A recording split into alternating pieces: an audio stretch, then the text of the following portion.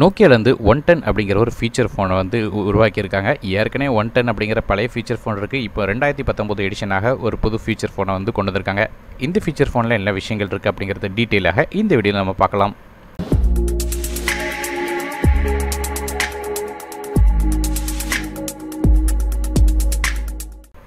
நோக்கியாவோட இந்த 110 ஃபீச்சர் ஃபோனை பற்றி பேசும்போது இதில் வந்து 1.77 இன்ச் QVGA டிஸ்பிளே கொடுத்துருக்காங்க. 160x120 பிக்சல்ஸ் ரெசல்யூஷனோட வருது. ஸோ ரொம்ப ரெசல்யூஷனாக இருக்க போகிறதில்ல, கண்டிப்பாக பிக்சலேட்டு தான் ஸ்க்ரீன் தெரியும்.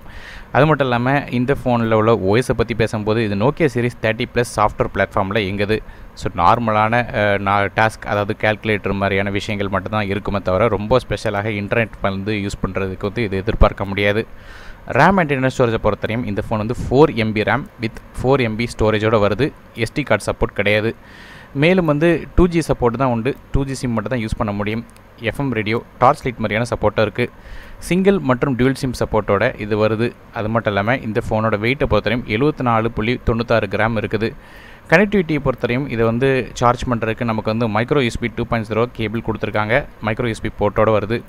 மேலும் இது வந்து உங்களுக்கு 800 mAh பேட்டரியோட கொடுக்குறாங்க. இந்த 800 mAh பேட்டரி வந்து தொடர்ந்து 14 மணி நேரம் வரையும் உங்களுக்கு வந்து ஃபோன் பேசினாலும் தாங்கும் சொல்கிறாங்க. 18.5 நாள் வரையும் உங்களுக்கு ஸ்டாண்ட் பை சொல்கிறாங்க. அது மட்டும் இல்லாமல் 3.5mm ஹெட்ஃபோன் ஜாக்கோட சப்போர்ட்டும் இதில் இருக்குது. ஸோ கடைசியாக இந்த நோக்கியா 110ஓட விலையை பொறுத்தவரையும் யூஎஸில் வந்து இது $20 அப்படின்னு சொல்லி விலை நிர்ணயம் பண்ணியிருக்காங்க. இந்திய மதிப்பில் பார்த்தோன்னா இது வந்து 1400 வருது. இந்த ஃபோன் வந்து ஓஷன் ப்ளூ, பிங்க் மற்றும் பிளாக் அப்படிங்கிற 3 டிஃப்ரெண்ட்டான வெர்ஷனில் வருது.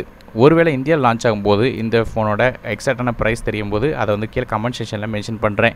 மேலும் இந்த ஃபோன் வாங்குறதுக்கு பயனுள்ள லிங்க்ஸை டிஸ்கிரிப்ஷனில் கொடுக்குறேன், செக் பண்ணி பார்த்துக்கோங்க. ஸோ இந்த வீடியோ உங்களுக்கு பிடிச்சா மறக்காமல் லைக் பண்ணுங்கள். உங்கள் ஃப்ரெண்ட்ஸ் அண்ட் ஃபேமிலிஸ்க்கு மறக்காமல் வீடியோ ஷேர் பண்ணுங்கள். சேனலை சப்ஸ்கிரைப் பண்ணிட்டு பக்கம் பெல் ஐக்கனை பிரஸ் பண்ணுங்கள். என்ன மேலும் பல வீடியோ இருக்குது நான் டெக் இன் தமிழுக்காக மற்ற வீடியோவில் உங்கள் சந்திக்க வரை நன்றி, வணக்கம்.